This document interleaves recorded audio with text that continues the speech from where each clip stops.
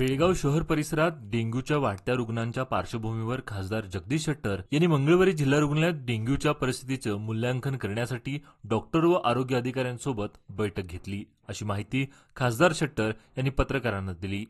ते पुढे म्हणाले, गेल्या काही दिवसांपासून बेळगाव शहरसह काही ठिकाणी डेंग्यूची लागण झाली आहे। आरोग्य विभागाला या प्रकरणाची माहिती असून त्यांनी सर्व आवश्यक उपाययोजना केल्या आहेत। मात्र अजून जोमाने काम करणे गरजेचे असल्याची सूचना या बैठकीत देण्यात आल्या। डेंग्यूच्या प्रभावाशी संबंधित सर्व पैलूचा आढावा घेण्यासाठी आरोग्य अधिकाऱ्यांना महत्त्वाच्या सूचना देऊन कार्य करण्याचे सांगितले असल्याची माहिती दिली। आजाराचा अधिक प्रसार रोखण्यासाठी आरोग्य विभागाने विविध पावले उचलली आहेत।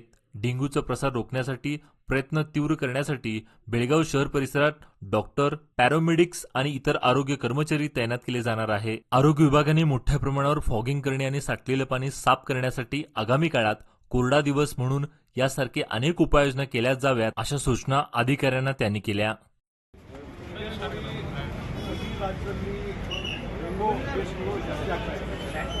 ಅದಕ್ಕಾಗಿ ರಾಜ್ಯ ಸರ್ಕಾರ ಪರಿಣಾಮಕಾರಿ ಕ್ರಮ ಕೈಗೊಂಡು ಆಗಿಲ್ಲ ಅನ್ನೋ ಒಂದು ಕೊರತೆ ಇದೆ।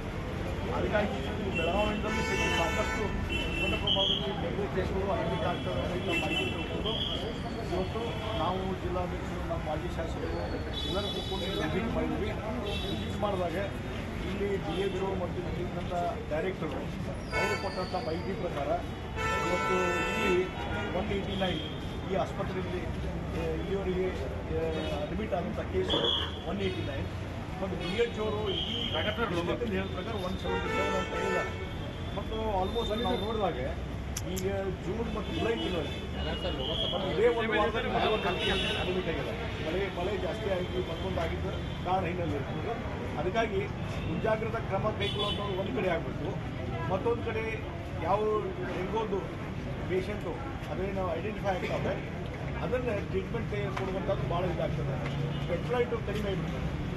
ಲೆಸ್ ದೆನ್ 20,000 ಬೆಡ್ಲೈಟ್ ಆಗಿದ್ದು ಅಂದರೆ ಅದು ಸೀರಿಯಸ್ ಕೇಸ್ ಆಗ್ತದೆ। ಹೀಗಾಗಿ ಒಂದೆರಡು ಕೇಸು ಲೆಸ್ ದೆನ್ 20,000 ಅದು 17,000ವರೆಗೂ ಬಂದಿತ್ತು। ಮತ್ತು ಟ್ರೀಟ್ಮೆಂಟ್ ಕೊಟ್ಟು ಇಂಪ್ರೂವ್ಮೆಂಟ್ ಆಗಿದೆ।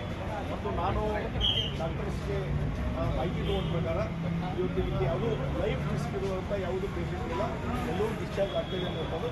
ಅದಕ್ಕಾಗಿ ನಾನು ಅವ್ರಿಗೆ ಇನ್ಸ್ಟ್ರಕ್ಷನ್ ಕೊಟ್ಟಿದ್ದೆ, ಸರಿಯಾದಂಥ ಟ್ರೀಟ್ಮೆಂಟ್ ಕೊಡಿ ಮತ್ತು ಯಾವುದೇ ಪೇಷಂಟು ಮತ್ತೆ ಬಂದರೆ ಅವ್ರಿಗೆ ಸರಿಯಾದಂಥ ಟ್ರೀಟ್ಮೆಂಟು, ಔಷಧ, ಉಪಚಾರ ಮಾಡುವಂಥದ್ದು ಮತ್ತು ಈ ಡೆಂಗು ಹೆಚ್ಚು ಸ್ಪ್ರೆಡ್ ಆಗದ ರೀತಿಯಲ್ಲಿ ಕ್ರಮ ಕೈಗೊಳ್ಳಬೇಕು ಅಂತ ಒತ್ತಾಯ